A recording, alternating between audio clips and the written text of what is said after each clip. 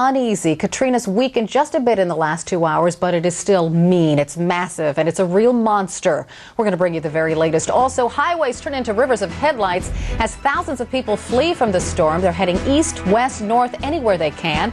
But not everybody is leaving. Many are hunkering down under a massive roof. We've been telling you about that. The Superdome becomes a super dorm.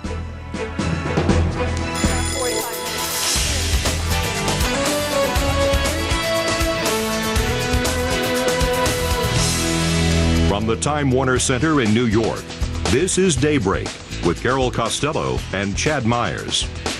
And good morning to you. Welcome to Daybreak. The extremely dangerous Category 4 Hurricane Katrina bearing down on the Gulf Coast. The eye is expected to make landfall later this morning. We'll have live reporting from all around the affected area. But we start at the CNN Weather Center to find exactly where this storm is now and when it will make landfall. Hello, Chad. And good morning, Carol. This is really a very large storm that's going to do an enormous amount of damage, both physical, mental, and even to the economy down here. Right now, Grand Isle, just to the south of New Orleans. It's way out there. You have to drive down backcountry roads all the way down past into the bayou, but the wind gust there was 91 miles per hour. And then 60 miles to the east here of the mouth of the Mississippi just had a wave in one of the buoys at 46 feet. From the top of the crest to the bottom of the trough, 46 feet. Can you imagine what those waves will do as they make their way toward land and then finally up and over possibly some of these buoys? Here's downtown Louisiana right here, downtown New Orleans. The map here, the French Quarter right about there, because as you look from the French Quarter on top of the levee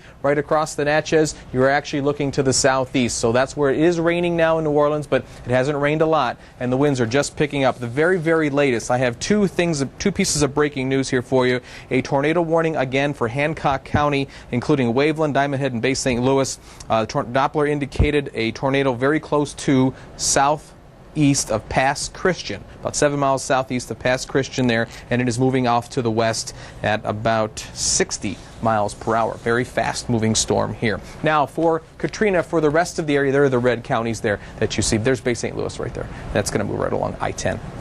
A couple of things now about the new 5 a.m. advisory. Katrina is moving to the north at 15 miles per hour, picking up some speed.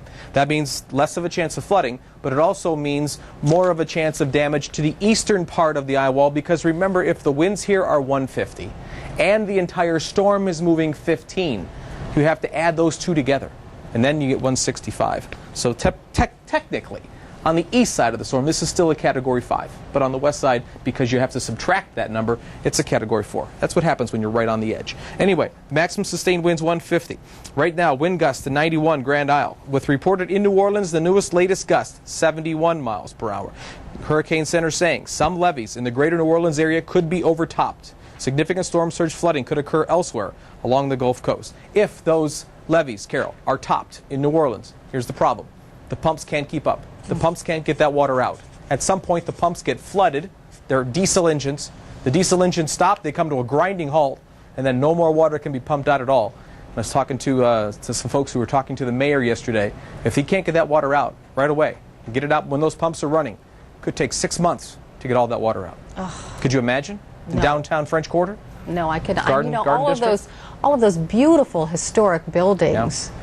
It's just sad. Yeah. It is sad. Well, let's keep our fingers crossed. The thing that will help New Orleans the most is if this thing does turn to the right a few more degrees and keeps it well to the east of New Orleans, gets it up into here. But, of course, that doesn't help Biloxi or Mobile now, does it? No, it doesn't. Yeah. It does not. Yeah. Gosh. Let's go to Baton Rouge now, shall we? Anderson Cooper is standing by there live. Hello, Anderson.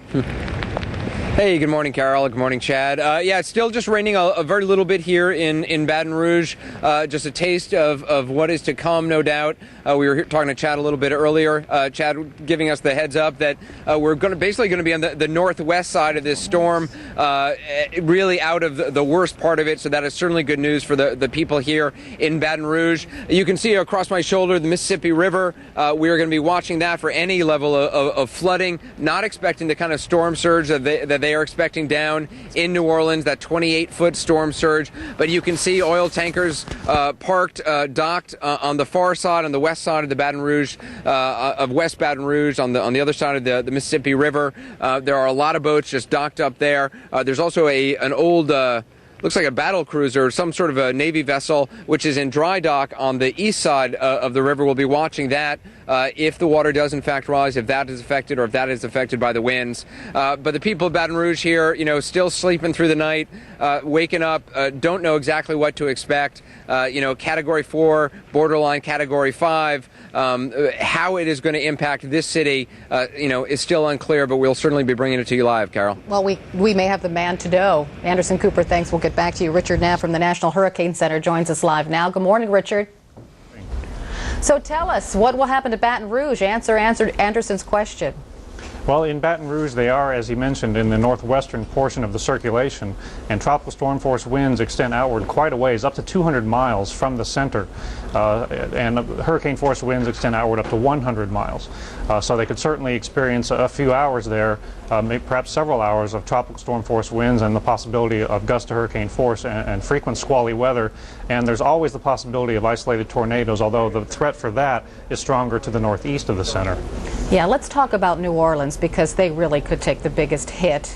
What's in store for them over the next few hours? Yeah, we are also concerned about the coast of Mississippi taking a very significant, perhaps even more direct hit. But in New Orleans, the hurricane force winds and gusts are just about starting, and sustained hurricane force winds are expected later this morning, with the eye of the hurricane passing near or over New Orleans about midday. As the center passes over, the very strong winds of this major hurricane will be impacting the New Orleans area. That could cause extensive damage to structures, and storm surge flooding is a concern. It is still possible that the levees surrounding the city could be overtopped. It's going to be very close on whether or not the surge is going to be high enough to overtop those levees. Is there any way that this hurricane can diminish in strength? We think it's possible that it could fluctuate in intensity a little bit during the next 12 hours or so before it really gets onto the mainland of perhaps Mississippi. But we don't think that weakening is going to be significant. It's still expected to be a Category 4 hurricane as it makes landfall during the next 12 hours. And a Category 4 hurricane is capable of producing extensive damage. Richard, Go ahead, Chad. It's Chad Myers up in the weather office. Richard, I have a question for you. It looks about 2 hours ago, this storm gulped in a bunch of dry air, possibly weakened the storm a little bit. But just in the past couple of frames on the satellite picture, the eye is actually shrinking, getting smaller and smaller, possibly making the interior of that eastern part of the eye wall even stronger yet. So we kind of have a battle going on here, don't we? Yes, we do, but I think primarily we're talking about a hurricane that's largely maintaining its own in terms of the intensity. We haven't seen a tremendous increase in the central pressure measured by the aircraft reconnaissance. The pressure right now is at 915 millibars. That's still extremely low. So there really overall has not been a tremendous change in the intensity, and we don't think a great amount of weakening or change in strength is going to happen before it moves fully on land. Richard Knapp, many thanks. Let's go back to Baton Rouge and Anderson. And Chad, if you'd stay with me, because this storm has confounded the experts. I mean, remember the models that you were showing us? They were all over the map. All right, but most of them were right over Louisiana. You know, a couple of them were off to the left, a couple of them were off to the right, but 10 of the 16 were hitting Louisiana. I don't think the models really could have been much better. Considering, Carol, no one lives out here. We can't send up a bunch of weather balloons until the NOAA aircraft flies back and forth and sends these drop-sons, or these little, almost like parachute little guys that they send into the Gulf of Mexico to figure out where the winds really are. So I think it's done a pretty good job. Hurricane Center really hit this one pretty well. I guess what I was thinking of, there was no real hint that this would become a monster storm when it developed as a tropical depression out near, what, the Bahamas last week? Right. I'll go with that. I will go with. But once it got into the Gulf of Mexico, literally 4 days ago, we said, oh my gosh, it's in the Gulf of Mexico. This is bad. Mm-hmm. Everyone needs to prepare for a major hurricane. Anderson. Carol. Are you still with us? I am. I'm listening to you guys. It's very interesting. And you heard the answer to your question about what would be happening to Baton Rouge. And what's happening there, Anderson? I'm sorry, you're breaking up a little bit, which is maybe why I have all these awkward pauses. But basically, actually, it's interesting. As I was listening to Chad talk, the winds have actually picked up here just in the last 5 minutes or so, I'd say. Nothing really all that significant, but definitely noticeable. It's actually getting a little bit chilly. The rain, which had been, kind of falling straight down, starting to fall a little bit on a slant. But it is really nothing of it is just a small taste of what we are expecting. And if you look at the other shot that we have of the bridge over the Mississippi River, heading the bridge to West Baton Rouge, that is the I-10 bridge, it is virtually empty at this point. All the people, at one point that bridge had been packed when we drove across it about 2 hours ago. It had slowed to a trickle, people evacuating. But the roads, I guarantee you right now, the roads right around the border of Texas and Louisiana still have got to be packed because it was bumper to bumper traffic just for hours and hours on that highway. We drove all the way from Houston to Baton Rouge just a couple hours ago, and just, we were virtually the only ones going eastward. Everyone was heading westward. I've never seen a traffic jam like that, just very slowly moving, heading toward Houston, Carol. Well, we're glad that people got out. Miles O'Brien is not far from you, I believe. He's at LSU. Good morning, Miles. Good morning, Carol. It is always reassuring when you're kind of doing the salmon routine and heading in the direction that everybody else isn't. I guess that's one of the occupational hazards. What we did yesterday was we kind of did it both ways. We came from the airport in New Orleans, went to downtown near the French Quarter, and did precisely what Anderson was talking about. Drove in wide open streets into town, bumper to bumper, not moving at all in the other direction. We got to town and did an assessment of the site and realized it probably wasn't going to be a very good place to stay on TV throughout the arrival of Katrina. Wind picking up here just a little bit in Baton Rouge. And so then we went outward, westbound with the flow, and that's where that 90-mile drive became a 4.5-hour ordeal. We're here on the campus of Louisiana State University. Students have had classes dismissed, and so there's probably behind some of these walls a pretty good party going on right now, but this is not a laughing matter. And the reaction in New Orleans, I think, is telling, because that is a city. It is, after all, a city where they let the good times roll, and there are drinks named after storms. And in this case, the place was shuttered and people took heed, because that word of that big storm surge in a low-lying city like New Orleans is nothing to trifle with the possibility of those levees, as they say, being topped, being run over, and then who knows what comes after that as that flooding continues in that basin, which is the Crescent City, Carol. Miles O'Brien, thank you. We'll get back to you. Right now we have Ed McCarthy of CNN Radio. He's on the northeast side of the storm in Mobile, Alabama. The waves are pretty big there. Ed, bring us up to date on what's happening where you are. Well, good morning, Carol. We are starting to get more wind and more rain as we're getting the outer edges of this monster storm. So we're waiting a few hours from now. Certainly it'll be much worse, but at least we're getting the indication that it's on the way. This is the appetizer, so to speak. This has been a situation here in this location where many people have been coming, seeking shelter. Yesterday was just an extremely long day, as we heard from Miles about people traveling, how long it has been to get to from place to place. It took one man I spoke with 6.5 hours to get from New Orleans here.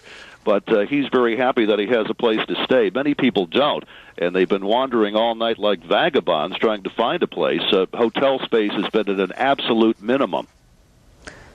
People are actually wandering the streets now, Ed? Well, they're not wandering the streets. They're driving around, Carol, and they've been looking for places to stay. But everywhere in the area, hotels are booked, and they're very discouraged because they're fatigued at this point. They've been driving all day.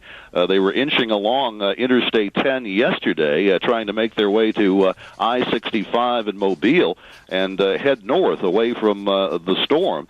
New Orleans has been a city that has been under evacuation orders for a couple of days, but when you get closer to the storm, that's when it becomes more intense on the roadways. And certainly yesterday, people were calm and collected as they were traveling out, but certainly very tiring as they are getting just a short distance at a time. So they tried their best to get out and get a room.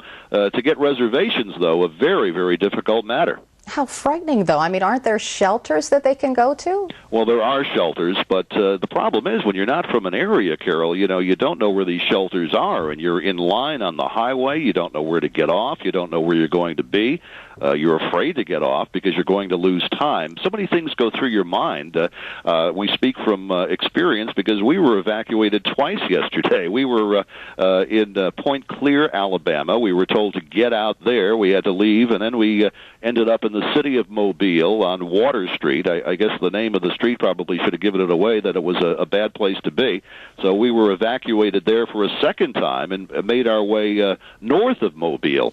So we are just in the city, just outside the city limits, a little bit further north, where we are in a safer location. But it is interesting when you're traveling and wondering what your next step is. And for many of these people that I spoke with from Louisiana that have made their way here from New Orleans, one man said, I just hope I can go back and have a home to go back to. There are insurance adjusters here. I spoke this morning with a man from a tree company, expecting that all these trees will be down, and they'll be cutting the limbs and sawing them and trying to get them away from power lines. Power crews are moving in now. So they're trying to get everything in place here. And Mobile now is an area where they're expecting a 15-foot storm surge.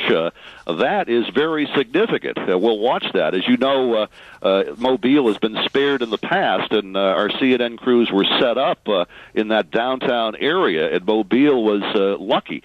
May not be lucky this time. New Orleans may not be lucky this time. That's for certain. So we're going to have to wait and see. We're just a few hours away from the main event here. All right, Ed McCarthy of CNN Radio will check back to you, reporting live from Mobile, Alabama this morning. CNN's coverage of Hurricane Katrina continues right after this.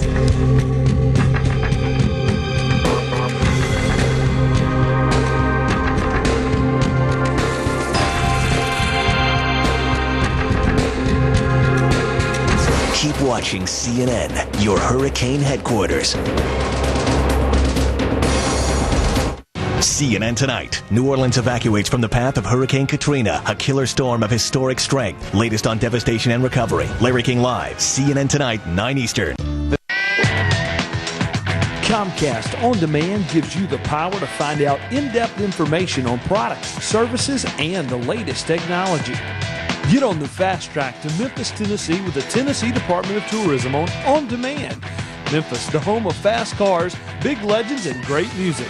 Help plan your next trip to Memphis with On Demand. Comcast Digital Cable puts you in control with On Demand.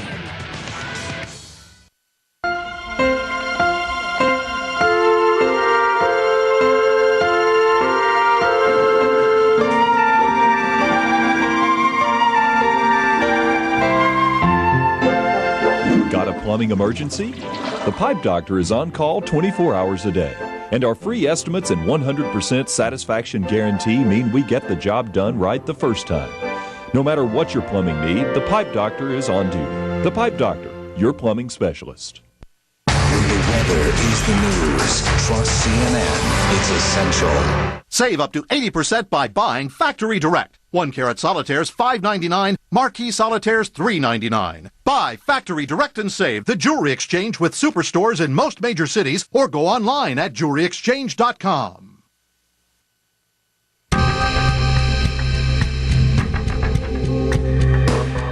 Federal and local aid agencies are prepared to move in the minute the storm moves out, and they expect to face the worst possible scenario. Joining us to talk about the plan of action is Lieutenant Kevin Cowan of the Louisiana National Guard. He's in Baton Rouge this morning. He's also the spokesman for the Louisiana Office of Homeland Security and Emergency Preparedness. Good morning, Lieutenant. Good morning. You're prepared. I know that. So tell us how you're prepared. Well, we're prepared and waiting. We have the resources on standby that we may need, anything from more food and water supplies to heavy equipment to help clear roadways or whatever is necessary. We're ready to go.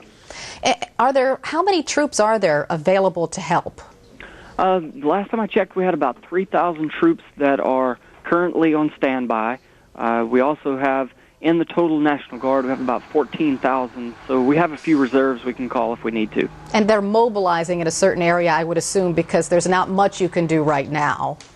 Correct. There are strategic locations What we don't necessarily want to do is pull National Guardsmen from their homes in the danger site. So we try to pull National Guardsmen from areas that are outside the danger zone and have them stage in a staging area where we can coordinate the activities and send them where they're most needed. So as soon as the storm hits and it's somewhat over, you'll deploy them to where they need to be? Correct.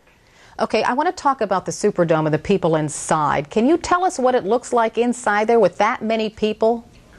Well, I haven't actually been inside the Superdome to see, being in Baton Rouge, but from what I hear, it's a little crowded, but there's ample room for everyone. Seems to be going all right with the 30,000 or so people that are there. What kinds of things have you prepared for these 25,000 people? Well, you want to make sure that you have adequate needs as far as food and water go. Make sure that they have facilities for the restroom and somewhere for them to sleep. It's not going to be the Hilton, but at least it's a safe place that they can stay and not have to worry about the storm. Do they have enough water? Were you able to bring in enough for them? Oh yes, there's plenty of water, and we actually have more water staged and ready to go once the storm does pass through. We have the capabilities with our coordination with the state police, local law enforcement agencies, to where we can get out on the roads with our National Guard vehicles loaded down with the supplies and get them down to wherever they need to go relatively easy. What kind of food have you provided for these people? Typically, we have the military meals ready to eat. It's a prepackaged food that the Army guys eat. It's healthy and tasty, and it's easy to package and easy to transport. Now, once the electricity goes out in here, it could get really hot, especially after the storm kind of passes over. It could reach 100 degrees inside. What will you need to do at that point? I'm not really sure what the plans are for that. You need to speak to the parish emergency manager for that area. But I'm sure that they have generators on hand to assist with the cooling, whether it's fans or trying to run the air conditioning system. But at some point, maybe, those people may need to be relocated if it becomes too unbearable inside the Superdome. Well, this is true, and the Superdome is a refuge of last hope. So if the storm passes us by relatively unharmed as opposed to what we thought we were going to be getting, the people may be able to go home, but they also may be able to transfer to a more capable long-term shelter. Well, you know what another problem might be? I mean, these people may go home to find their homes gone, and these are people who don't have very much in the first place. What do you do? Well, each parish has an emergency manager that coordinates with the Red Cross and various organizations throughout their parish for shelters in that area. So once a determination and an assessment is made, they will then put out the announcement through the local media where they need to go for more sheltering. Lieutenant Cowan, you're from Louisiana, right? Yes. Tell me what you're feeling right now, knowing that there is a possibility that much of New Orleans could be gone. It's really tough. Been to New Orleans numerous times. Actually, my military unit is based in New Orleans. So just the history and all of the tourism, it could be a very detrimental hit for Louisiana. Hopefully we'll pull through this okay. We're just keeping our fingers crossed. All right. Well, Lieutenant Cowan, thank you for your efforts. Just awesome. Lieutenant Cowan joining us live from Baton Rouge, Louisiana this morning. Let's go to Adura Udoji. She is live in New Orleans outside of Tulane Hospital. Adora, tell us how things are going from your perspective. You're inside. You're inside the hospital now? I'm inside. I am indeed. We're at the Tulane University Hospital and Clinic. And it is a waiting game, just like the lieutenant in Baton Rouge is talking about. That's what they're talking about here. They're talking to the doctors and nurses and paramedics, some of the police officers who are part of the security team here. I mean, they spent the last couple of days, Carol, preparing. Earlier today, they even had to evacuate their emergency room, which was on the first floor, to the third floor because they're really concerned about flooding. And not only about flooding, but of course about their the flooding, how that affects patients. So those patients in the emergency room, they also went upstairs to the third floor. They've been doing a lot of things here trying to get ready, and now they're just waiting to see exactly what's going to happen. And joining us to tell us about what some of those concerns are Kim Ryan. She is the Chief Operating Officer of the hospital here. So what are some of the big concerns, Kim? Well, our concerns are always providing safe patient care to our real complex patient population. So what kinds of things have you been doing in the run-up? Well, the last 24 hours we've really been spent implementing a plan that our staff has developed and practiced. Give us some. Come on, you can do it. I know it's early. We have a fair amount of patients that are on life support. They're on ventilators to help them breathe. They're on assist devices that help their hearts to beat. And we needed to make sure that if power went out, that we continue to provide that life support for that patient population. And how did the night go so far? Or I should say night and then early morning, because you've been up a long time. We have. The night's gone very well so far. We have got about 150 patients in here. We have been able to provide patient care, and we know that the next however many hours we're here, we'll continue to do that. We had sort of a mini rush last night. I know that Carol a few minutes ago was talking about how there's an evacuation center and there's lots of folks who were there. And you actually had, how many do you know came here to the hospital? We had about 60 patients that showed up over about 30 to 45 minutes, and those were patients who were medically fragile. They were on oxygen at home, they are on dialysis, and they couldn't evacuate. So they went to the Dome a few blocks over and were triaged and found that they needed more acute care. And so we had them by ambulance brought here, and we then assessed them and provided them shelter and the care that they needed that they couldn't get at home. How are they doing? They're doing great. They're getting some sleep finally, and we're going to be feeding them a little bit, and I think they're going to do fine. And so you're actually a native from New York, from Rochester, but you've been through how many hurricanes? I've been through 8 hurricanes in 7 years. And so what's your feeling about this one? Well, this one, there was a seriousness about this one. It's kind of snuck up on us. It got a lot stronger. It changed track, and we mobilized. But it was a little more concerning than the others have been. Kim, thank you very much. That's Kim Ryan, the Chief Operating Officer of the Tulane Hospital here, and she, like so many, have been working straight. I mean, we're talking 24, 48 hours for some folks who have been here.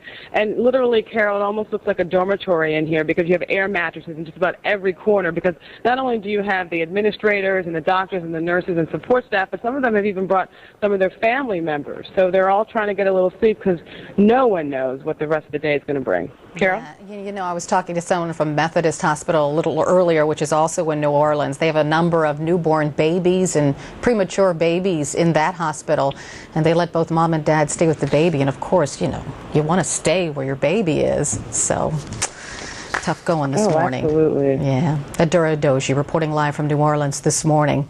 While South Louisiana and the Mississippi Gulf Coast awaits Katrina, many people in those areas still have very vivid memories of Hurricane Camille. It's the storm by which other hurricanes in that region are measured. Camille made landfall on August 17, 1969, with winds around 200 miles an hour. The storm surge was 25 to 30 feet in some areas. Homes and businesses were flattened, highways ripped apart, trees were uprooted far inland. Camille killed 256 people. Thousands of people were left homeless. CNN's coverage of Hurricane Katrina does continue right after this.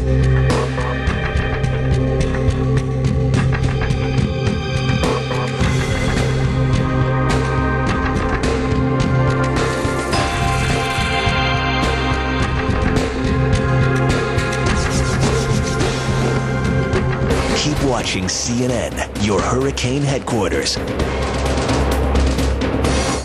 And looked at a lot of ideas to help you remember our name. We looked at blimps, a Yellow Book stadium. Sports marketing was a very appealing way to say Yellow Book has a lot of new fans. We even considered a line of Yellow Book clothing. Now that we're coast to coast, we've seen some pretty wild ideas. Some a little far out there. But at the end of the day, we think our book speaks for itself. So remember, yellowbook.com and Yellow Book, not the other book, 1-800-YB-YELLOW. How can working with the right financial advisor answer the question, am I going to be okay? If inflation goes up. If I start spending my dividends. If I buy another 30 acres. If I travel Europe for a year. Am I going to be okay? 10 years from now? 20 years from now. If I live as long as my father. What if I help my son start his own practice? At Wachovia Securities, our financial advisors start with your life and plan your money around it. Talk to us. When banks compete for your home equity loan, a great offer is just a phone call away. So at LendingTree.com, you can get up to 4 real offers in minutes, even if you have no equity in your home. Call now at 1-800-555-TREE. When banks compete, you win at LendingTree.com. At LendingTree.com, you get up to 4 offers in minutes on a home equity loan, so you can get low rates without a lot of work. Just think what you can do with all the time you save. When banks compete, you win at LendingTree.com. Call now, 1-800-555-TREE. About 45 minutes.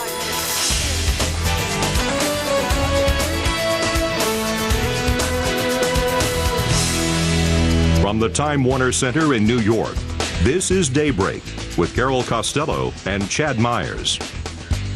And good morning, everyone. Thank you for waking up with us. Welcome to the second half hour of Daybreak, an early edition. Coming up in the next 30 minutes, just look at the size of it. Katrina is still massive, still dangerous, even though it's lost just a little bit of steam. It's now a Category 4, but it hinges right there on the Category 5 level. We're bringing you the latest. And gale force winds, heavy rain, and high surf. The Gulf Coast already getting a pounding. Let's go to the Forecast Center now to check in on the latest track of this storm. Hello, Chad. Good morning, Carol. 150 officially from the Hurricane Center at 5 a.m. with the max sustained winds, but the pressure has been going up fairly steadily. Now, it's not a Category 2. It's certainly a major hurricane, probably still the Category 4, but some of the flight level winds have been dying off a little bit as it's making very close to making the eye wall, making some landfall here. Now, that does not say that's a landfall. The center of the eye has to make landfall before we actually can declare landfall. But somewhere down here between Empire all the way down to about Boothville and even into Venice. I'll zoom in here for you one more time. You can begin to see that this storm really is now coming onto this, and this shoreline is kind of a relative term because there isn't much shore here. This is still all swamp, all the way from New Orleans, all the way down through Port Sulphur, all the way down through Empire, and then finally stopping at Venice as far as the road goes here. And the rest of it is just all big and swampy areas. So this isn't truly a landfalling hurricane yet that you say, oh, it's hit land, it's going to start to die. No, this is still very warm water here. Nothing really to worry about here for New Orleans yet. The winds are picking up. Winds at lakefront, 71 miles per hour. Don't expect that we're going to see 120 mile an hour winds in New Orleans today. And my biggest concern with New Orleans is actually the water piling up into Lake Pontchartrain and actually flooding New Orleans from the wrong side, from the side that really no one expects. The storm will eventually move over Mississippi, right through and possibly very close to Nashville. It could be farther to the east than that, and that's what I think is going to happen because I think there's more of a northeastward drift here with the jet stream to push it a little farther to the east, but you can still see the cone. We always talk about the cone. It could be as far east right here as even eastern Kentucky. So we're going to see a lot of power outages, wind damage all the way from from Biloxi and Gulfport right on through Mobile, and then to the east side of this eye wall. This is where the wind damage is going to be. A lot of power lines down right through this area, and even wind damage right up into parts of eastern Tennessee. Not a lot of wind damage, but you know, it only takes a couple of big pine trees to knock down more power lines, and then you're without power for a couple days. The biggest thing you can do right now, if you still have power in these areas here, turn the freezer up to full blast. Not the refrigerator. I don't want you freezing the milk. Turn the freezer up to full blast. And that way, if you do lose power, at least everything in your freezer is frozen solid. It'll last longer if you don't have power for a day or two. Carol? Very good tip.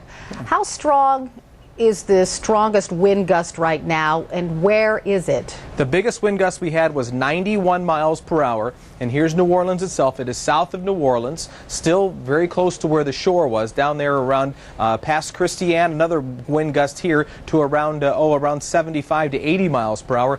Dave, is this a tornado warning or is this a severe thunderstorm warning?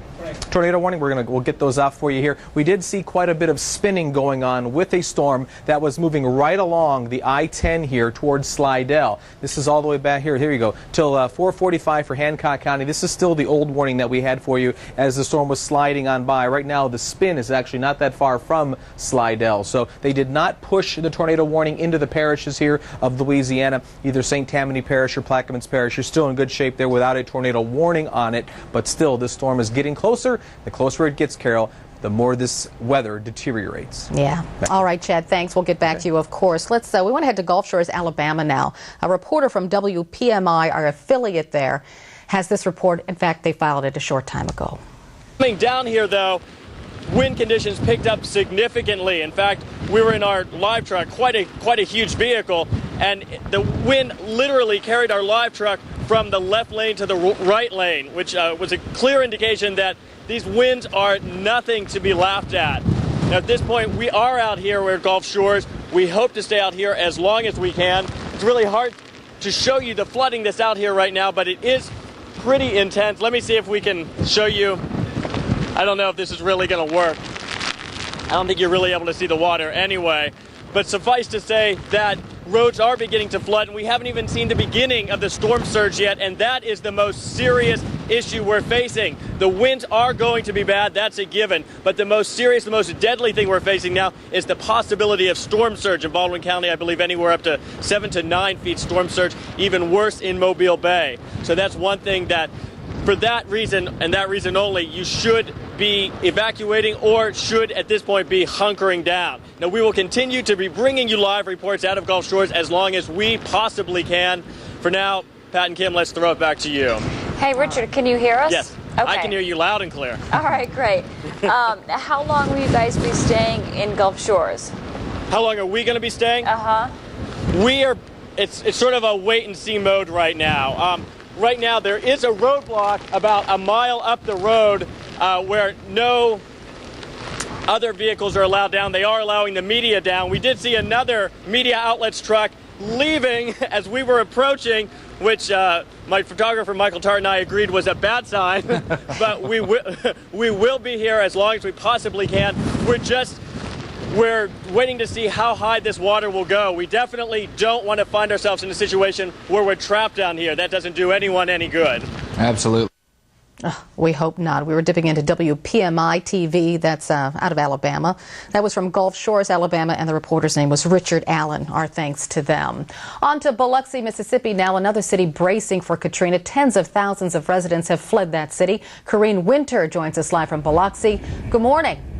Carol, good morning to you. That's right, the community here of Biloxi, well, they're gearing up for Katrina's arrival, and we're feeling it quickly. The conditions out here are declining. We're experiencing a lot of heavy wind as well as the rain, it's blowing the rain in a sideways direction. We had a chance to speak with Biloxi police this morning, and they tell us the roadways are quiet, that there's very little activity. However, they've been spotting quite a number of travelers, people who are trying to make it to local shelters. Now, the water is beginning to rise in some spots, so they say now is not the time to venture out. They're urging the public, Carol, to stay put wherever they are.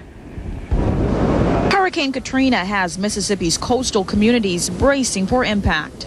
Regardless of whether it's a 5 or a 4, the potential for destruction of property and loss of life is very high with this storm. It's a very dangerous storm. In Biloxi, Mississippi, police enforced a mandatory evacuation order and overnight curfew. Thousands of residents fled the city while others spent the night in local shelters. To the south and west in New Orleans, where forecasters predict Katrina could make landfall, there was also a mandatory evacuation. More than 20,000 people sought refuge in the Louisiana Superdome. The state's governor said she expects extensive property damage, but hopefully not a high death toll. We know we have stubborn people out there. So we want them to survive. We want them to be right about it, but we're hoping for the best. Alabama's governor ordered residents in low-lying areas to evacuate. President Bush declared states of emergency in Mississippi, Louisiana, and Alabama. This is going to be the biggest natural disaster that the Red Cross has ever responded to if it meets the projections. Federal emergency management workers say they're prepared to assist storm victims once Katrina finishes unleashing its fury.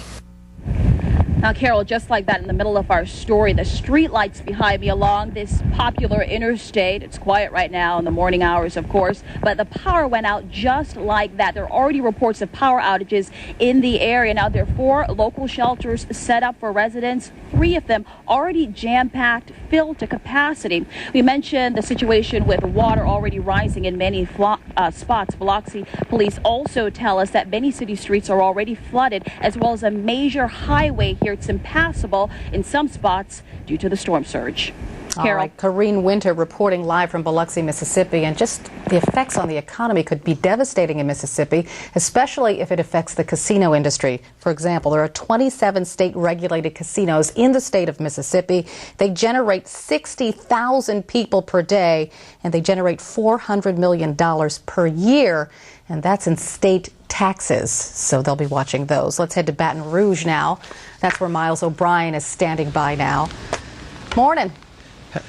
Hello again, Carol. The rain is really coming down now. These so-called feeder bands kind of wax and wane as they come through, and we're getting a pretty good dose of rain right now. The wind still not too significant here in Baton Rouge. We're a long way west of where you just checked in from.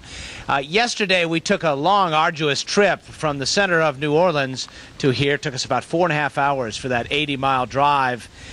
Meanwhile, back in New Orleans, we're told all but about 300,000 people in that city of 1.6 million metro area have been evacuated. Now, many, 20 to 30,000 of those evacuated, who had no other place to go, some of them the least fortunate among us, ended up in the Louisiana Superdome. And there's some concern right now about just how safe they might be. CNN's Gene Meserve is there now with more on that part of the story. Gene? Miles, I am in a parking garage which overlooks the Superdome, and for now, structurally at least, everything appears fine. We can look down on the streets from here and see that at this point in time, although of course there's significant puddling down there, there's nothing that I think qualifies as a flood. The wind and the rain is really whipping. I'm under some cover here, but I can see that the drainage system just here within the garage is having a really difficult time. When you're on the lower floors, water is starting to bubble up back out of the drains. Up here, we're seeing a huge puddle being created because the drains here are just unable to accommodate the volume of rain that's coming down. We can overlook much of the city from this garage, and when I walk around the perimeter and look, I can see that most of the city at this point in time to the west and to the south of us appears to have lost power. About a half an hour ago, I saw a huge blue flash out on the horizon to the west, indicative of some sort of electrical problem out there. We fortunately do have power here. We're sort of, as I mentioned, adjacent to the Superdome, and many of the office buildings right around me appear to have power. But clearly some parts of the city already have been hit in that respect. Miles? And Gene, as I'm told, you're not being allowed inside the Superdome. Why are reporters being told to stay outside? This is not unusual. I've covered hurricanes before where they've been very reluctant to let cameras into shelters. It has to do with privacy. Some people just don't want to have their pictures taken, and so they want the cameras to be kept outside. So I don't think that it's anything extraordinary in this situation. Clearly, they have a lot of people in there. I don't know if you saw the pictures yesterday, but there were long lines of people waiting out in the rain, waiting to get in there. We know they have some seriously ill people in there, and doctors and nurses to take care of them. So they've got a lot on their hands. I think the first order of business for them has to be taking care of those people, not accommodating us, to be perfectly frank. Gene Meserve outside the Superdome, all those good reasons, and we hope everybody in there is safe and sound as Katrina, Category 4, almost Category 5 storm, bears down on New Orleans and on this entire Gulf Coast this morning. Also here in Baton Rouge, Louisiana, just a couple of miles from where I stand, I'm on the campus of Louisiana State University, is Anderson Cooper. He's very near the water, near the river, where he is getting a sense right now of whether there's much traffic out there and what people are doing this morning. Hopefully they're hunkered down, Anderson. Yeah, Miles, we certainly hope they are, and it does seem like that. We haven't seen much traffic on the bridge going across I-10. I'm actually right on the banks of the Mississippi River, the east side of Baton Rouge, over my shoulders, the west side of Baton Rouge. But already we've seen, just in the last 20 minutes or so, the water starting to come up here on the banks. This area had no water in it just a few minutes ago. The water is gradually coming up. Over the next hour or two, we're going to be using this sort of big, huge root of a tree as kind of a landmark to judge where the water is. So we'll sort of be checking in on that. One thing we're also watching is along the banks here, there is this memorial, a World War II memorial, the USS Kidd, which is dry docked. It's a museum, a Naval War Memorial. The water could very well come up to where that museum is, could come up to where it is dry docked, so we'll be watching that. But there are levees here, probably where I am is probably about 50 feet below where the streets of Baton Rouge are. So, you know, it would take an awful lot of storm surge in order for Baton Rouge to get flooded. And from everything that Chad Myers has been telling us, Miles, that is not going to happen. Baton Rouge is not going to be seeing this 28-foot storm surge that they've been talking about for New Orleans, for some of the other coastal areas. But we're going to be watching the water very closely here. And as you know, the rain just continues. The winds have been gradually picking up. Nothing too severe yet, just a pretty constant, steady blowing of wind. It is definitely uncomfortable to be out here, but you really don't get a sense at this point of this monster, which is slowly coming toward the shore, moving, at last we heard, at some 15 miles per hour. A relatively slow-moving storm that is supposed to linger over this area. Baton Rouge, most likely the northwest quadrant of this storm, which is still a very wide storm, as we've been talking about all this morning. But the bottom line for Baton Rouge, flooding, from what we're told at this point, should not be a major problem. Storm surge, not a problem. But as we all know from these storms in the past, this inland flooding, which can often occur in a day or two after the hurricane hits, often takes many lives. So we're going to be watching the water very closely, Miles. Yeah, and we should remind people, and I've got my wind meter here, Anderson. It's only about 10 miles an hour right now. It's not much at all. We are, as you look at that counterclockwise rotation of a hurricane, we're kind of on the protected side of things. Having said that, the way the water flows and the way that things build up, there could be some problems on the backside of things if people are on the shores of Lake Pontchartrain. But in the case of Baton Rouge, and part of the reason, quite frankly, we're here, is this is much higher ground than New Orleans, which is, after all, below sea level, in some cases 10 or more feet below sea level, protected by those levees and pumps. So in some respects, Baton Rouge was a good place for people to evacuate to. We hope that bears itself out, because the other thing to consider here, and I was talking to some people, Anderson, earlier yesterday about this, the hurricane force winds should extend as much as 100 miles radius beyond that eye of Katrina, and that puts us smack dab where we are right now, and I don't think Baton Rouge has experienced that, Anderson. No, they certainly haven't, and it's really hard to get a sense from now when you see the conditions with that 10-mile-an-hour wind, which is really nothing. This rain, which is a steady rain, but it's by no means, hurricane force. It's nothing that, compared to what we anticipate seeing. It's very hard to get a sense of what is coming and what is going to hit Baton Rouge. And as people wake up, and they hear that it is a Category 4 storm now, and as they hear that Baton Rouge will not be directly hit, but will be getting that northwest quadrant, let's hope people don't start to breathe a sigh of relief and just think this thing is past, because it still could be a very dangerous storm in Baton Rouge with 100-plus mile-an-hour winds, Miles. All right, thank you, Anderson. We'll check back with you in just a moment. Let's get back to Chad Myers. He's got some more information for us. Chad, even as we speak here, we're getting a band here, a lot more rain, and the wind's picking up significantly as we speak, Chad. Yeah, good morning, Miles. Every time a band comes over you, every time you see some green or yellow, maybe even some orange that comes over Baton Rouge, that's when the winds are going to pick up. Now, off to the east of here, this is the dangerous side of the storm, the business end, if you will. A new tornado warning, actually, for the town of Mobile. Mobile, the city of Mobile, right here on Mobile Bay. It's this cell right up here. It moves on up toward the north and toward the northwest at 65 miles per hour. Doppler indicated a tornado very close to the USS Alabama. Now, that wasn't on the ground. This is Doppler radar saying that they see the rotation very close to the USS Alabama. That's right there, downtown Mobile, right by the I-10. Going to move across I-65 and then eventually on up toward Georgetown. We'll keep you up to date whether this continues or not, but tornado warning right now for Mobile. Carol? Thank you, Chad. Thank you, Miles. Thank you, Anderson. We're going to take a quick break. We'll be back with much more. CNN's coverage of Hurricane Katrina will continue.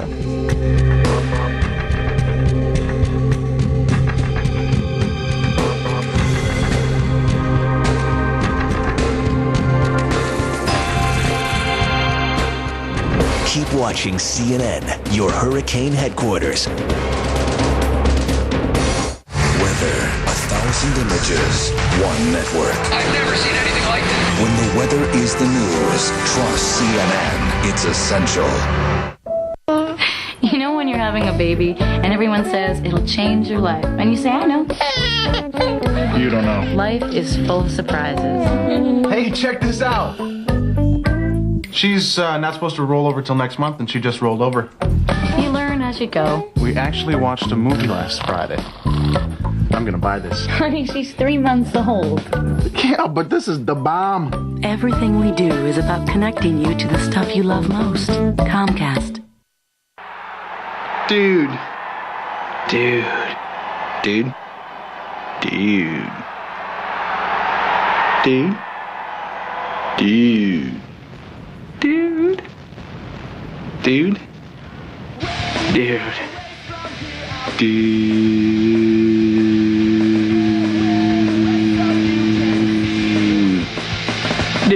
Dude. That was then. This is Comcast. Medicare patients, are you having your diabetic supplies or breathing medications delivered to you through the mail? If so, Clinton Drug Store can get these same supplies for you locally. We'll give you the service that you and Medicare desire. No more 1-800 numbers that put you on hold and don't have answers to your questions. If you're ready to talk to someone that knows how to help you, visit us at Clinton Drug Store, large enough to serve you yet small enough to care.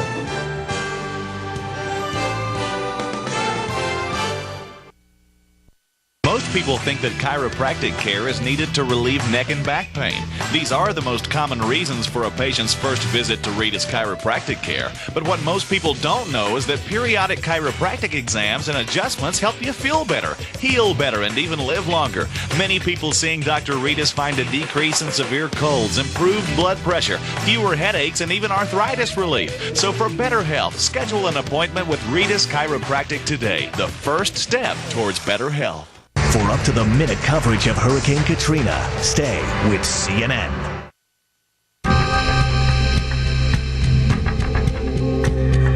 We've been talking about the flooding danger to New Orleans, a city below sea level. We have Susan Roskin on the phone right now from WGNO. She is right near the Superdome now. Hello again, Susan. Hello, Carol. I am over at the Hyatt Hotel, actually, right across from the Superdome. Tell us what it's like. Well, I just walked through the third-floor ballroom area where about 3,000 tourists and locals are spread out on blankets. They have allowed pets to come into this area, so occasionally you hear a dog bark. You get a sense of normalcy in that respect. A lot of children are there. I spoke to a woman who had a C-section just 6 days ago. She has a 6-day-old baby. Oh. Her father told me that the family named the baby Jordan. It's a boy, but he would certainly have named the baby Katrina if he had been a girl instead. The grandfather, by the way, if you have any knowledge of New Orleans Mardi Gras, as many people do, is a former king of Zulu. He was King Zulu 1991, so we have royalty here in the Hyatt Hotel tonight. Is the Hyatt just accommodating people who could not get out of town? Yes, that's basically it. Many of them tourists whose flights were canceled on Saturday and Sunday, and some locals who came here. I was actually surprised that they opened their doors to locals. Obviously, you're paying for a room. It's not a shelter. It's still a hotel, unlike the official city shelter, which is the Superdome right across the street. Susan, you chose to stay in New Orleans, maybe against the advice of your boss. Tell us why you decided to stay. Because I love this city, and I'm a journalist first and foremost, and this is where the action is. I don't want to say it's fun to cover a hurricane. I've covered many hurricanes in this area, certainly along the Florida Panhandle. For many years, you go out in your requisite yellow slicker and run and chase somebody else's misery. This morning, we are looking at our own misery. I live here in the city, not far from where I'm talking to you right now, and so I boarded up my house, sent my little dog away, and now I'm just here waiting to see what happens, and I want to bring you there at CNN as much of it as I can. Many of the buildings in New Orleans are historical buildings. They're very old. What kind of challenges does that present? Quite a few, actually. Not only old, but termite-ridden. And a lot of the big trees, the big, beautiful oak trees, the magnolia trees, are termite-ridden, and that's a real problem because in a good stiff gust, you could have these massive oaks land on your house, or you could have structural damage in these old wooden houses, many of them Victorian-era houses, and you could have real problems in that respect as well. We do have skyscrapers in New Orleans. You know, it's a modern city, but not all of them are up to hurricane code. It isn't like Miami, where we expect to get hurricanes every year. So inside of the Hyatt, Susan, how are people keeping safe? Are they on the upper floors? Are they in the middle of the building? You know, that's what's really interesting to me, Carol. They said at about 1 o'clock local time, look, we want everybody off of the upper floors, which go up into the 20s. I have a friend who's helping us take video tonight up on the 23rd floor. They said, look, we want everybody to move down to the 3rd floor. That's it. It won't be safe. There's too many windows in this building. But then about an hour ago, they decided to sort of be lax about it. You could sign a waiver saying that you would accept the risk of going back to your hotel room. They had stopped the elevators, so you would have had to climb up 23 flights, but now the elevators are back on again. So it's kind of a New Orleans sort of sentiment here. We have a laid-back lifestyle, a laid-back approach to even major events like this. And so I think I've got to commend the hotel management. I think they're keeping everybody as stress-free as possible. If they want to go back to their rooms, if they want to go to the ballroom where they've spread out blankets and pillows, they're letting people make that choice. Okay, Susan, something I'm wondering about. The hotel is near the Superdome. The Superdome is where all of the emergency officials and the Red Cross is located. Why didn't people go there? I think because they thought that the conditions would be pretty primitive. The last time the Superdome was pressed into service as a shelter was in 1999 during Hurricane George.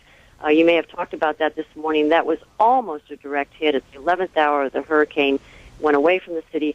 There were about 7,000 people in Hurricane George who went to the Superdome, and it was a disaster. There was looting. People walked out with television sets. There were fights.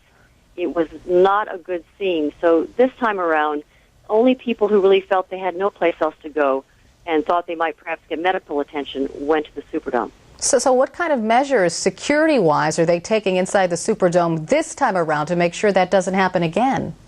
You know, I wish I knew exactly what was happening inside the Superdome. I don't, but I can tell you that the area was surrounded by National Guard. Army National Guard were out there, and they don't mess around. So I'm sure that, again, the lessons that were learned in Hurricane George in 1999 are probably not being repeated today. And one of the reasons the lines were so long getting into the Superdome was that the National Guard insisted on patting everybody down, checking for weapons or other contraband. So it took a long time just to get people into the dome. But those who got in, I'm sure, knew right away that it was not going to be the way it was last time. I'm sure. Susan Roskin from WGNO reporting for us live, and stay safe. We appreciate it. Let's go to the banks of the Mississippi. Baton Rouge, Louisiana, that's where Anderson Cooper is this morning. Hello, Anderson. Good morning, Carol. Good morning, Chad.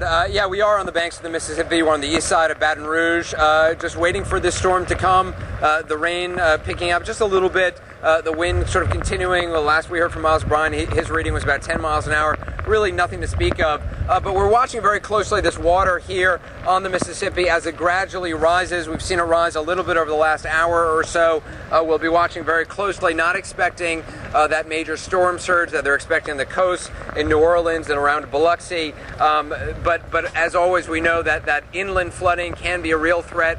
especially in the days after the hurricane comes. So we're going to be watching that very closely. But it is the wind foremost of all, which people here in Baton Rouge have to be careful of. That wind which picks up debris, which picks up pieces of wood like we're seeing here along the shore. Lights, things which normally become deadly objects as they're hurtled through the air. Carol? All right, Anderson, we're beginning to lose you. Tell us quickly how you're managing to stay safe along the banks of the Mississippi. Whoa, I'm literally sinking actually right now, thanks to the Mississippi. Yeah, I was actually sinking there for a second. It's very safe here. I mean, the water, it's really not that bad, and that is a very good thing. There had been some fear that Baton Rouge was going to be right in the eye of this storm. It is moving more toward the east from Baton Rouge. It's still going to be in that northwest quadrant, and with the storm that's 100 miles wide from the eye, no place in this area is safe. But Baton Rouge is not going to be bearing the brunt of this storm, and that is a very good thing indeed for the people here, Carol. But as Chad's been telling you, Anderson, flying debris, that's always a concern. So you stay safe, and thank you very much for your reporting this morning. And I know you're going to go on throughout the day and probably throughout the night as well. Chad, you're going to be joining an American Morning because it's about to start right now. I'm Carol Costello. Thank you for joining our special coverage this morning. Now to Soledad O'Brien and Miles O'Brien. Thanks, Carol. I'm Soledad O'Brien. The story is breaking at this hour. Hurricane Katrina, the monster storm bearing down on New Orleans, coastal Mississippi, and coastal Alabama. Katrina downgraded during the night, but she is still a very dangerous storm. Right now, about 75 miles southeast of New Orleans. You're looking at a live picture, if we can show that. We've got reporters live for us all along the Gulf Coast. They're in New Orleans to Mobile, Alabama. Miles O'Brien is in Baton Rouge, Louisiana. It's about 70 miles north of New Orleans. Miles, good morning. Good morning, Soledad. This is the nightmare scenario that many people have been talking about for so many years. The city of New Orleans, largely below sea level, protected by levees and pumps, now apparently headed for a direct hit with a very powerful hurricane, Category 4, borderline Category 5. Katrina with very strong winds, a very potentially devastating situation.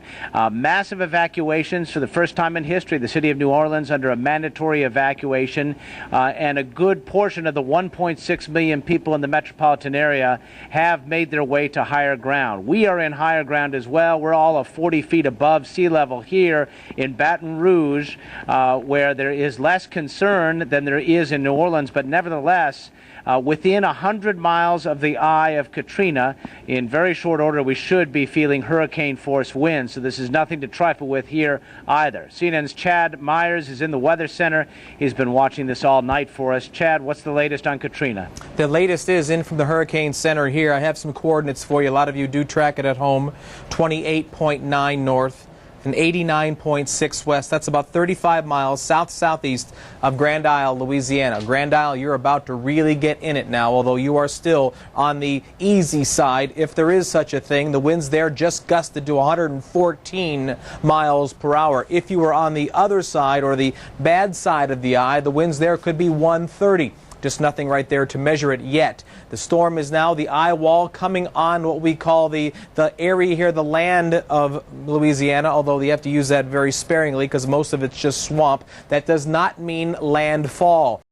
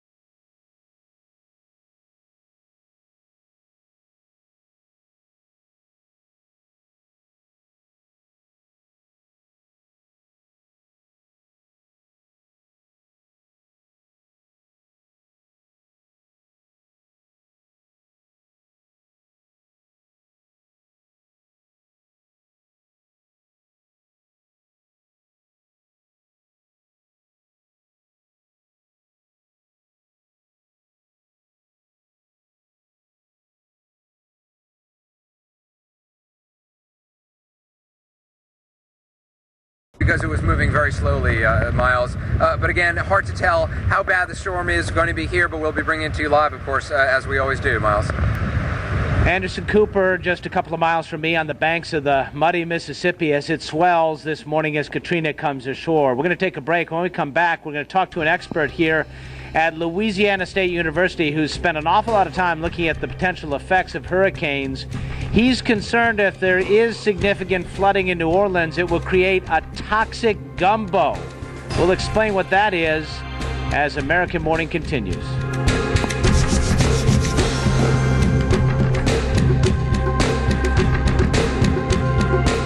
Lots of Wi-Fi users work in coffee shops, which aren't always the best places to work. Wouldn't it be great to work wherever you wanted instead of only in hotspots? Now you can with Verizon Wireless Broadband Access. Wi-Fi only works in limited locations, while Broadband Access is the nation's largest, fastest, wide-area wireless broadband network and is expanding coast to coast.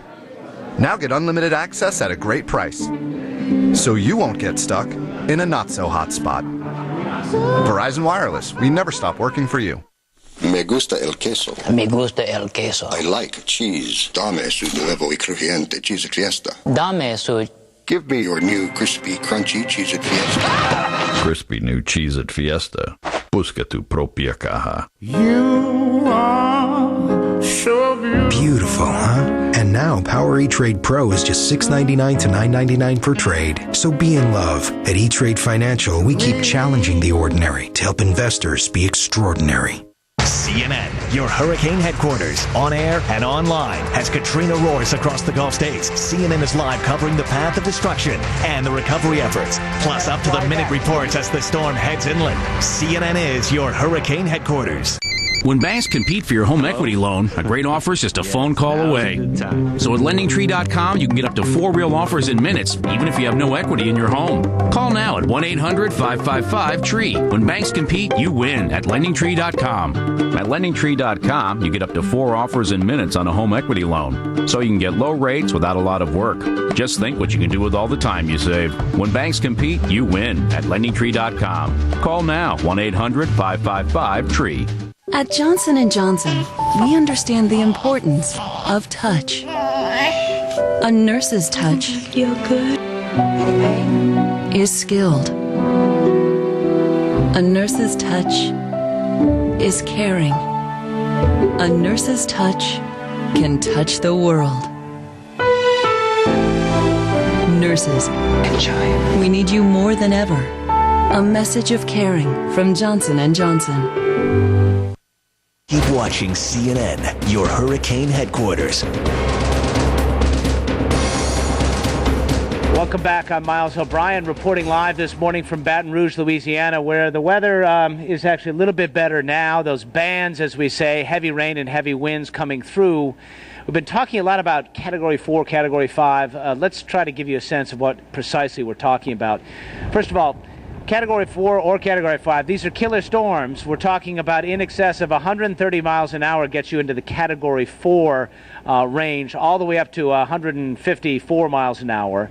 And then beyond that, or at 155, it goes to Category 5, which are the strongest hurricanes we know of. Only 3 times before in U.S. history have Category 5 storms hit the U.S. mainland. In 1935, an unnamed storm that hit the Keys. In 1969, Camille, which caused some tremendous damage in the Mississippi area, but didn't hit, fortunately, the city of New Orleans at that time. And, of course, in 1992, Hurricane Andrew, which is by far the most costly storm ever to hit the U.S., $25 billion in damage. And yet the fatalities, the number of people who died as a result, relatively low, about 40, as compared to more than 400 during that 1935 Category 5 storm. So clearly, over time, the amount of information is out there, and the amount of knowledge and the amount of ability to let people know about these storms has helped quite a bit. Let's talk to somebody who spends a lot of time thinking about these things, modeling them, predicting what they might or might not do. He's with Louisiana State University's School of Public Health. We're on the campus of that school right now. Ivor Van Herden is with us now. Ivor, could you please, first of all, just tell us what your concern is as you model this storm and the possible surge for New Orleans? Our concern was that we would have, because of the size of the storm, catastrophic flooding of New Orleans. In other words, the surge pouring into the city from surrounding areas. Some of these surrounding areas are highly industrialized, a lot of chemical plants, petrochemical facilities. We know because of the winds that New Orleans is going to experience that a lot of stuff's going to come apart. Some of the models estimate 80% of buildings will be totally damaged. So the chemical plants would come apart, those chemicals would leak, get in the water, then flow into New Orleans. First of all, that figure of 80% is a staggering figure. It is, and that's the latest estimate I saw at the State Office of Emergency Preparedness before I came here was some areas 92% of all buildings believed to be will be totally destroyed. And so what we're talking about here is clearly as there's flooding, all those things that are a part of industry, petrochemicals, they're going to be in that flood zone, and clearly it's going to take quite some time for there to be an effective and safe cleanup. Yes, because not only does it come from outside the city into the city, there's all the chemicals within the city, from the gasoline storage facilities, sewage plants, and of course coffins. We will have a large number of coffins released. This whole mix together in New Orleans is what we term this toxic gumbo. And when you talk about coffins, because you have a city that is below sea level, that is what happens, and that is just a horrifying thought. Yeah, we have to bury our people above ground, otherwise the coffins pop out. And we have the same problem with gasoline stations. We can't bury the gas tanks, we put them on the surface. Obviously, as the city floods, those tanks will start to flood, shear their couplings, release the product, and then we have the potential of major fires. This city has an incredibly extensive system to try to guard against this, levees and pumps. It's just not enough, is it?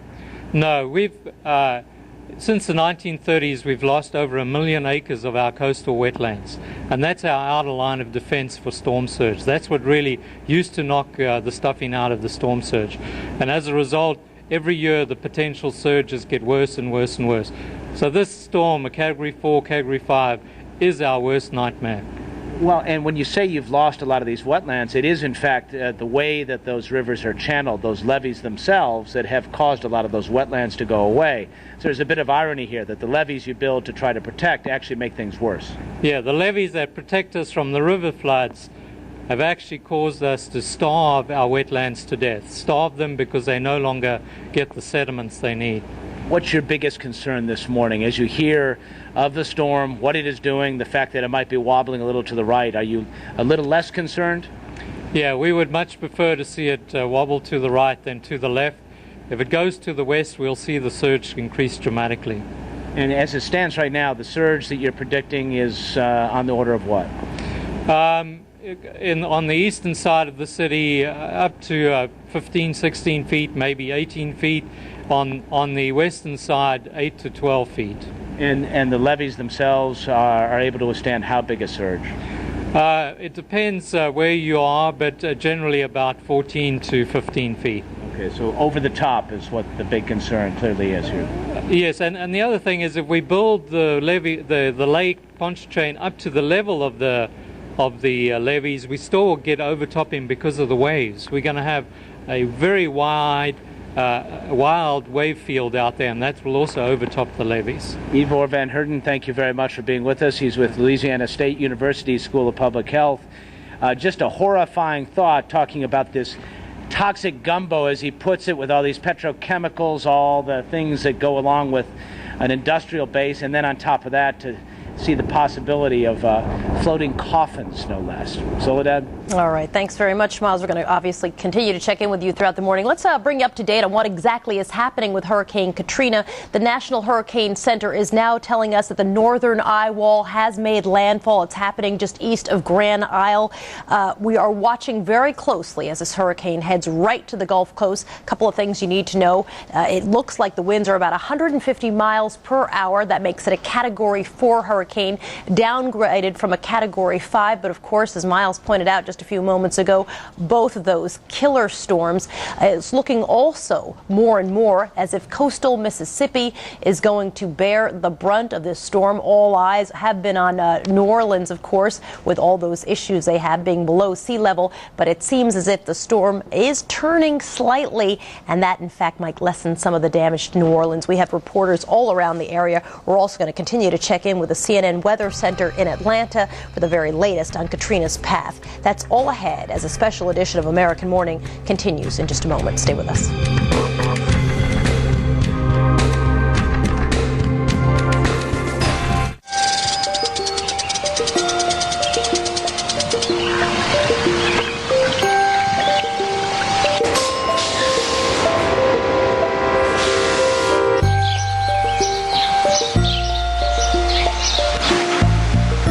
If only your prescription was always available wherever you needed it.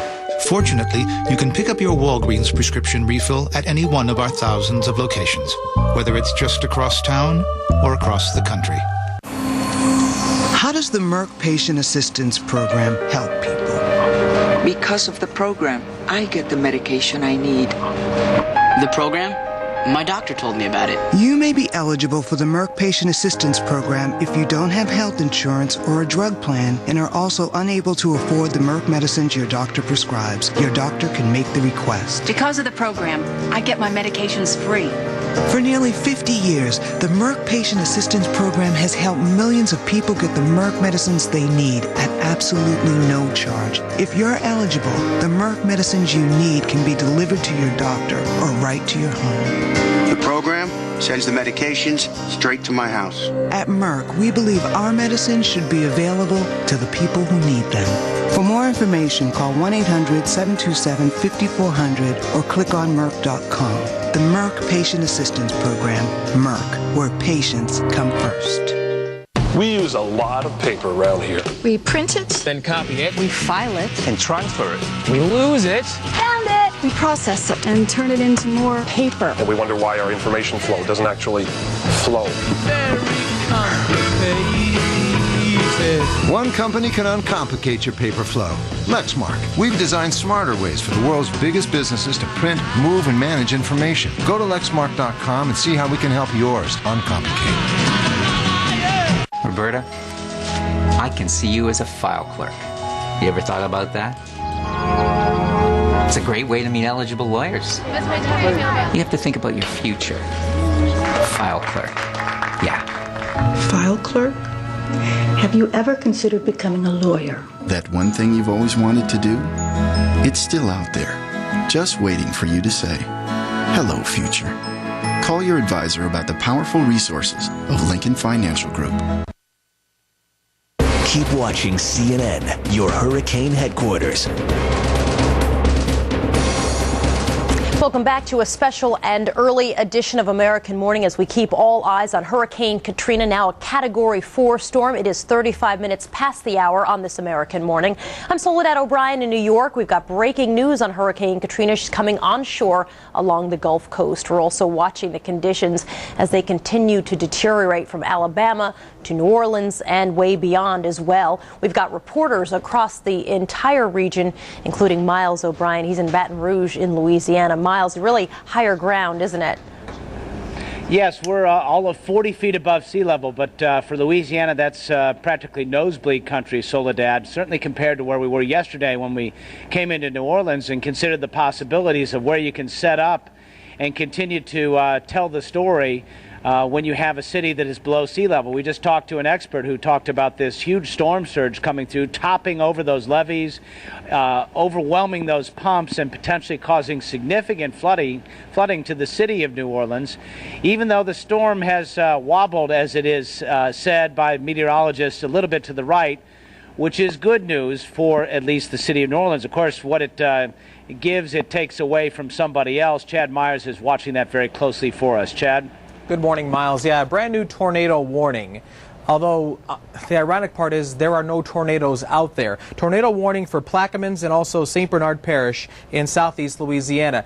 The reason why this warning was issued at all is because 100 to 120 mile per hour tornado-like winds are now at the surface as the eye wall makes landfall. Now, that does not mean that the storm has officially made landfall. The Hurricane Center says you don't call that until the center of the eye makes landfall. That's still 15 miles away from happening. But tornado warnings here all the way from Venice back to Empire to Port Sulphur, and eventually as this eye wall starts to move a little bit farther to the north, all of those winds, those very heavy winds, will make their way up towards Slidell and also into New Orleans. New Orleans at least probably 100 to 120 for you. Here's the area, the red zone here. That's the area that's going to have the tornado warning right now. The track of the eye to the east of New Orleans right now, and the worst damage anywhere from the center of that eye all the way off to the east, including Biloxi, including Bay St. Louis, including possibly even into Mobile, depending on how far, Miles. Talked about the wobbles left and right. They happen all the time. They had a couple in the overnight hours,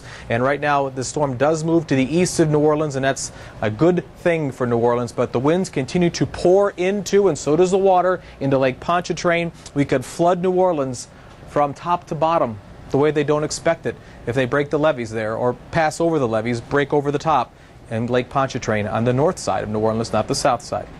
Back to you. So a couple things to consider. First of all, a wobble that goes to the right can wobble back to the left, absolutely, possibly. Secondly, we probably haven't been thinking as much about the effects of Lake Pontchartrain on all of this and how much water it might add to the picture. Let me just ask you this. We always talk about this cone of uncertainty. At what point can we say with any more degree of certainty where it'll make landfall? I'm pretty much sure that we're absolutely certain now that the center, Miles, of the eye cannot get over New Orleans, but the western eye wall can. And if you remember a couple weeks ago when Anderson Cooper was in the western eye wall, that's when those buildings started coming apart. So there's still a lot of danger there whether you're in the eye on the eastern side or the western side, but the eastern side always has a little bit more damage off there toward Mobile, Biloxi, and the like. Back to you. Chad Myers in the Weather Center, thank you very much. In the city of New Orleans, it is, the term ghost town comes to mind. People really did pay attention to those warnings to evacuate. The first time the city has been under a mandatory evacuation ever. Well, we're told by the mayor upwards of 80% of people heeded those warnings, and some of them who didn't have places to go, didn't have cars, didn't have hotels, didn't have the wherewithal for one reason or another, ended up in shelters. And one of the biggest shelters, no, I should say the biggest shelter, is in fact the Louisiana Superdome, where upwards of 20, perhaps close to 30,000 people are riding out the storm this morning, and that's where we find Jean Meserve. Jean? Hi, I actually am in a parking garage adjacent to the Superdome. We have a vista over a good part of New Orleans from here, and we can see that the power has gone off to a good part of the city at this time. And periodically, you'll see huge flashes of light, and then another sector will go dark, certainly something we've expected. From our vantage point, which is pretty high, I also can survey the streets all around this garage, and I can tell you that we see no sign of flooding at this particular point in time. Of course, there's a lot of puddling. The rain can be very intense at times, as can the winds. Periodically, we hear huge roars, and you look to the sky and you think, my gosh, is something flying up there? Of course, there aren't any aircraft at all. What you're hearing is the wind just howling through the skyscrapers here in New Orleans. It's really quite an incredible thing to hear. As you've mentioned, a ghost town. That's certainly the way to describe it. We have not seen anybody on the streets here, and that's appropriate. The conditions are very, very tough here. I may not look like I'm in a particularly difficult situation, and you're right. We've found a sort of sheltered perspective here, but if you went to the other end of this garage, I'd have trouble standing on my feet. Really quite gusty here, and a lot of rain. The drainage system here in the garage is having tremendous trouble handling the load. We can see puddling occurring as water backs up through the system. I have to imagine that's symptomatic of what's happening all over this city. Back to you. CNN's Jean Meserve, who's near the Superdome in the city of New Orleans, where she is weathering the storm as safe as it can be. Of course, we said 80% of the people did, in fact, evacuate. That means 20% of about a 1.6 million person metropolitan area are still there, and Soledad has some more on that. Soledad? That's absolutely right, Miles. Gina Longo is the deputy press secretary for Senator Ben Nelson of Nebraska, and normally when we're talking to her, we're talking politics. This morning, though, she is not on Capitol Hill. She's actually stuck in a Hilton hotel in downtown New Orleans. Longo grew up in the city. She was home on a family visit when she was stranded, and she joins us by phone. Gina, thanks for talking to us. We sure appreciate it. Give me a sense of where you are exactly in this hotel. I am at the Hilton, which is on the river, a couple of blocks away from the French Quarter.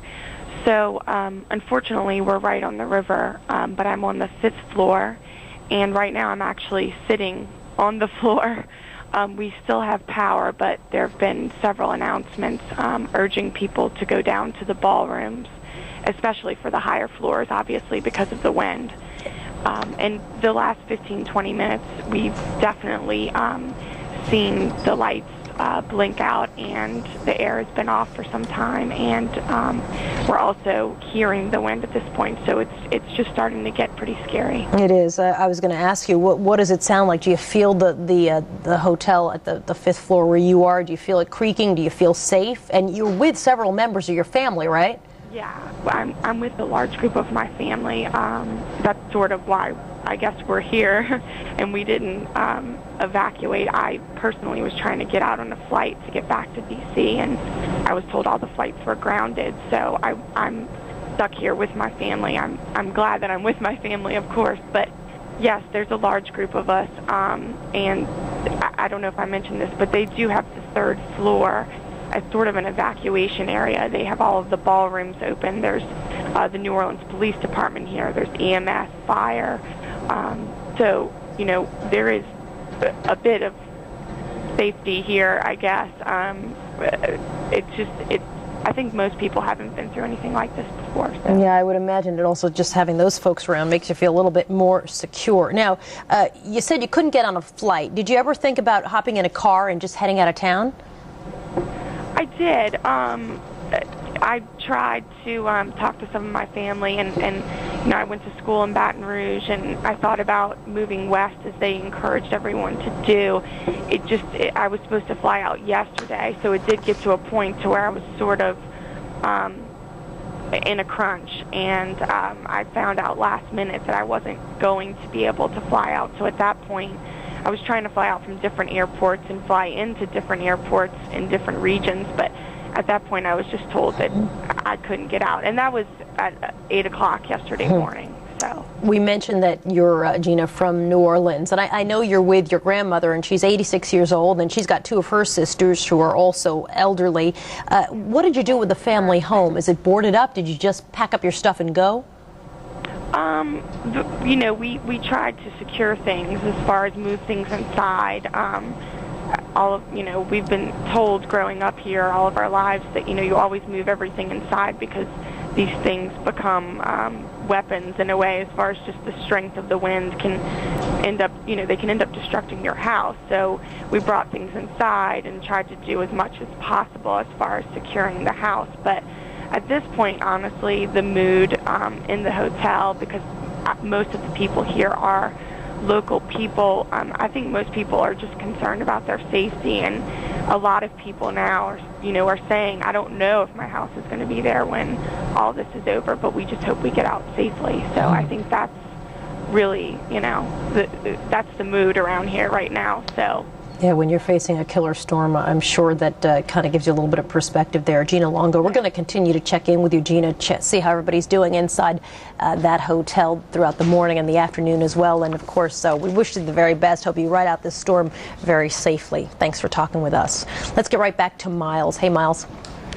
Thank you, Soledad. For a lot of people, it's an opportunity to stop and think and consider the risks and make their own personal decisions.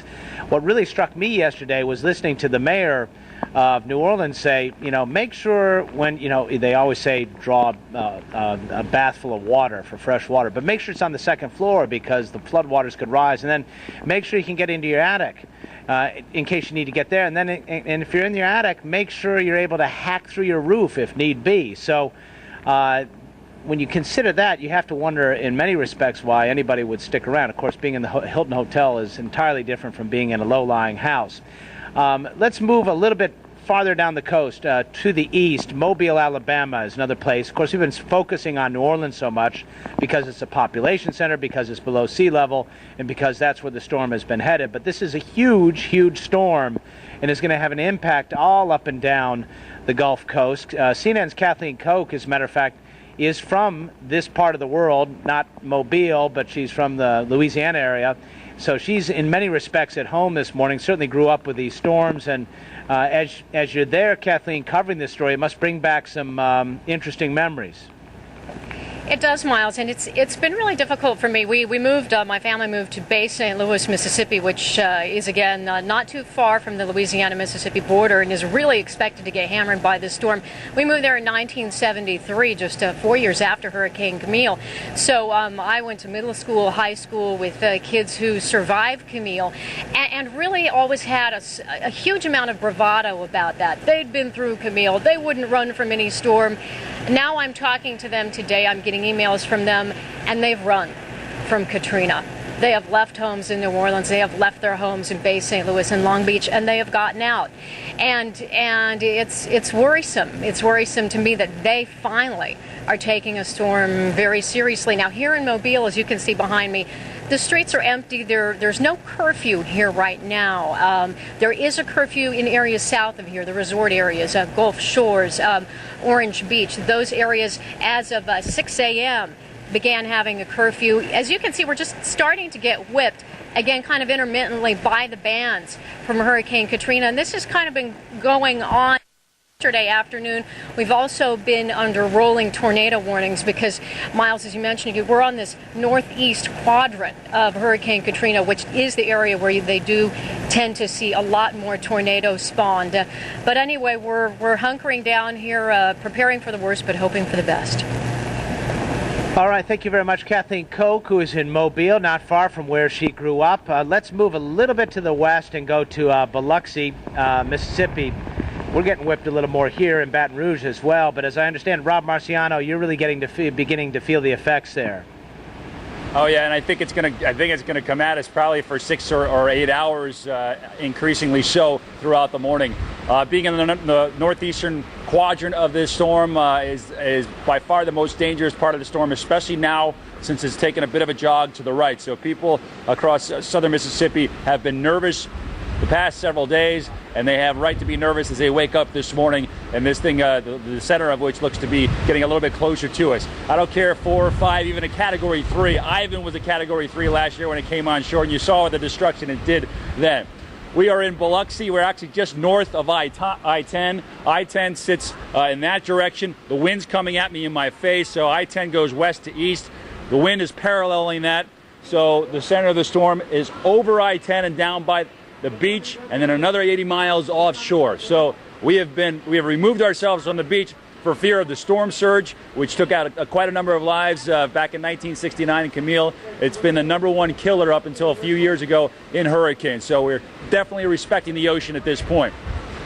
Flooding is not going to be an issue as far as the storm surge first, but the wind is going to be an issue. So we're going to have to respect that a little bit later as well and kind of move our position as the winds begin to turn. Right now, we got wind sustained at about 30, 35 miles an hour with the higher gusts, obviously a wind-driven rain. We still have power in this area, so that's impressive right now, but we expect that not to last too much longer. As far as what's going on in Mississippi, last night they had three shelters that were set up, 2 of which had filled up by 8 o'clock at night, and another 2 shelters in another county actually had to be closed and moved because the Wolf River was feared to flood, and so officials are scrambling here to protect the folks, and I'm sure they'll be scrambling more this morning when they find out that this storm is going to get a little bit closer to us.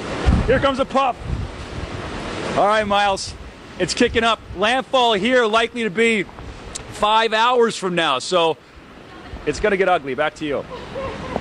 All right, Rob Marciano, please be safe there in Biloxi, Mississippi. And we are going to take a break now. When we come back, we will check in with medical personnel and get a sense. Obviously, there's a great concern about injury in any sort of situation like this. This is a deadly storm, high Category 5, 4, I should say, low Category 5.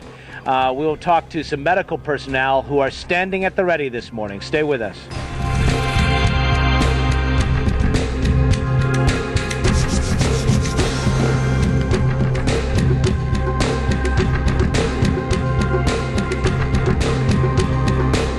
CNN Tonight. New Orleans evacuates from the path of Hurricane Katrina, a killer storm of historic strength. Latest on devastation and recovery. Larry King Live. CNN Tonight, 9 Eastern.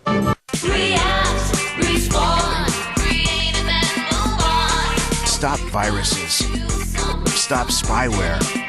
Stop paying extra.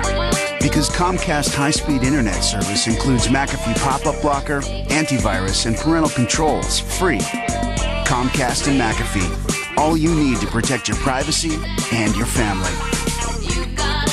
Call 1-888-COMCAST today. Almost a decade, the owners and employees of Anderson Crossing Pharmacy have enjoyed serving the good people of Anderson County. As a full-service community pharmacy, Anderson Crossing offers all the amenities and low prices of a larger chain store with the personal, down-home touch of a community pharmacy. We accept 99% of insurance plans, including state employees plans. And don't forget to browse Anderson Crossing's selection of Christian gifts, music, and books. And if you're in a hurry, our convenient drive-thru will get you on your way. Anderson Crossing Pharmacy says thanks to Anderson County for allowing us to be part of the community. Whether it's lunch with friends or a relaxing dinner with your family, come to Birchfield's, located in the Doubletree Hotel. Birchfield's is sure to have something for everyone. During the week, come by for lunch to enjoy our daily Blue Plate special. Or if one of our specialties is what you want, stop by for dinner and enjoy our herb-crusted salmon fillet or one of our cedar plank steaks cooked just the way you like it by our executive chef. We look forward to serving you your next meal at Birchfield's. After all, don't you deserve the very best? School used to be reading, writing, and arithmetic. Now it's internet research, computers, and online learning. Make sure your kids are up to date with the incredible speed of Comcast high-speed internet. Keep them ahead of the class with the latest in information technology. Travel the internet with faster speeds than anywhere else. Find out everything about anything now. Homework gets done easier, sooner, faster. Get Comcast high-speed internet for $19.95 a month, plus a free self-install kit. The minute coverage of Hurricane Katrina. Stay with CNN. Keep watching CNN, your hurricane headquarters. Welcome back, everybody. As we track the path of Hurricane Katrina, we want to check in with Chad Myers to get the very latest on her path at this moment. Chad, just a moment ago, we were watching Rob, and we could see in Biloxi, where he is, just how much the wind had picked up. Does that mean now that that actually is going to be where it essentially makes landfall? It very well could be, or just a little bit to the west of there, which means that that could be the very worst spot. If you are just east of the I landfall, or east to the center, that's where the worst winds could possibly be. And I want to give you a kind of a sense here of what's going on radar, because one other thing for Mobile and Baldwin County in Alabama, tornado warnings in effect there, and I'm being handed another one right here. This is the new advisory, the brand new one, getting it 5 minutes early for you here. If you're keeping track at home, 29.1 north, 89.6 west, midway between Grand Isle and the mouth of the Mississippi River, 70 miles to the southeast of New Orleans. Give you a better idea. There's New Orleans itself. The eye still down under the breaking news. We will zoom in here for you. We have not got landfall yet officially from the Hurricane Center. They don't expect to do that for another 30 minutes. The center is still offshore.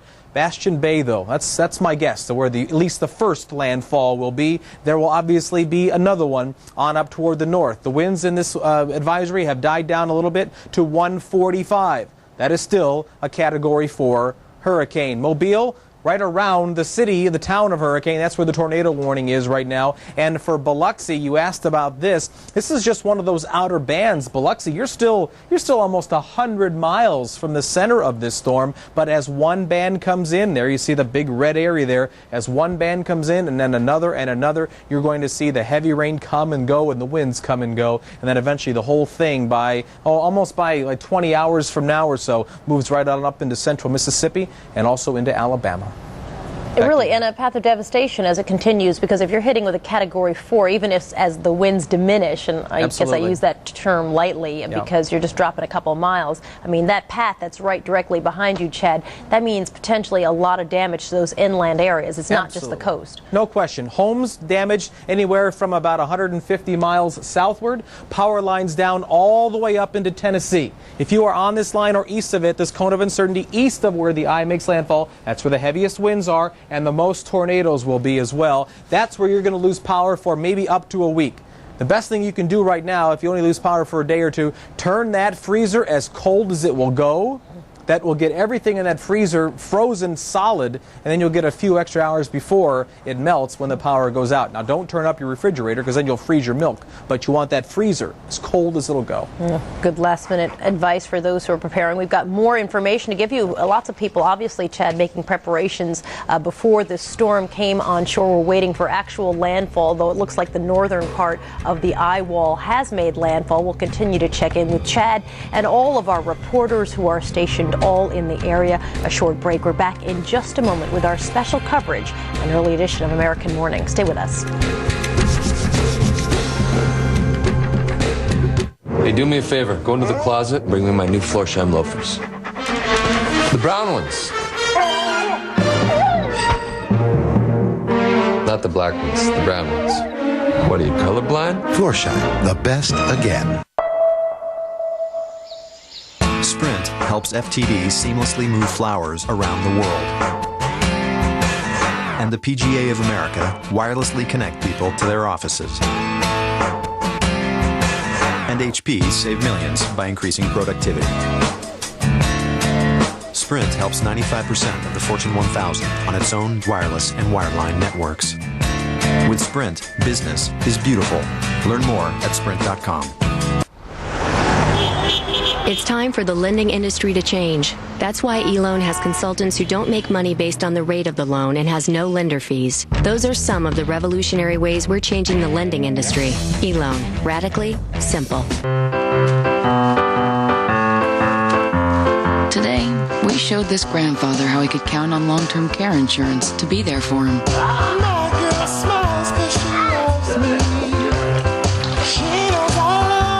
If he ever needs it.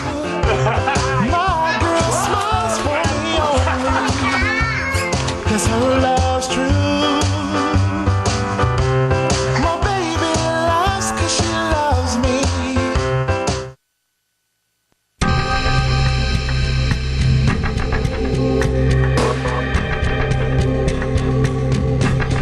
Good morning and welcome back, everybody. I'm Soledad O'Brien, and we are following the breaking news this morning as time runs out for the coastal towns of Alabama and Mississippi and Louisiana.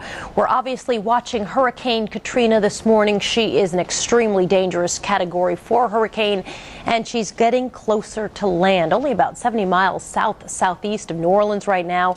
And we have reporters live along the Gulf Coast from New Orleans to Mobile, Alabama. Miles O'Brien is just northwest of New Orleans in Baton Rouge, Louisiana.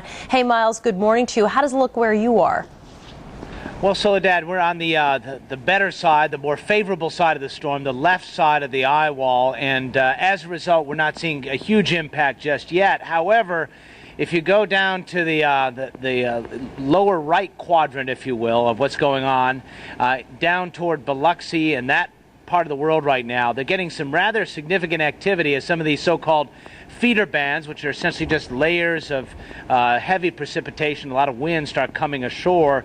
CNN's Rob Marciano is there, as a matter of fact, in Biloxi. He's kind of riding out that portion of the storm, and we're going to check in with him in just a few moments. But first, let's check in with Chad Myers, who's been watching the storm, offering all kinds of tips for people as well as they ride this thing out. There's still plenty of power around here in Baton Rouge, Chad. I suspect people in the New Orleans